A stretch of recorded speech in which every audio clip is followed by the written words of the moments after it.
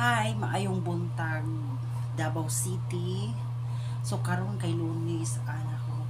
Ay, shout out dai sa Davao City Water District. Last week pa ni ba ang amo ang tubig good. Katong last week is lubog. Abi na kung normal lang siya, lubog. And then natingala ko nganong nahugo man perminti ang salong. Magyaw yun, which is nagayaw-yaw ko. Karon ang amo ang tubig, ang Davao City Water District, ang inyong tubig nyo kay dili safety. Human naman ang paglubog sa tubig karon daghang kay balas ang amo ang kuan gripo. Daghang balas nga manggawas, pino nga balas.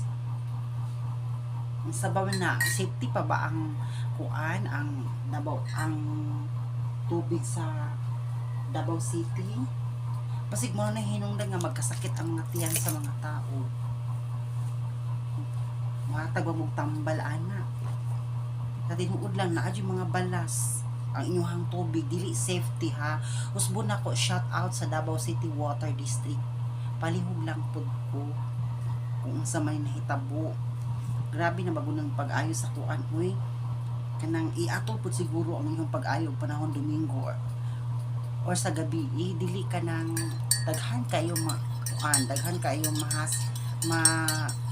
langan nga mga trabaho tungod sa inyo ha. Kung dili pero may putol ang tubig, ang inyong tubig ay hugaw, diba?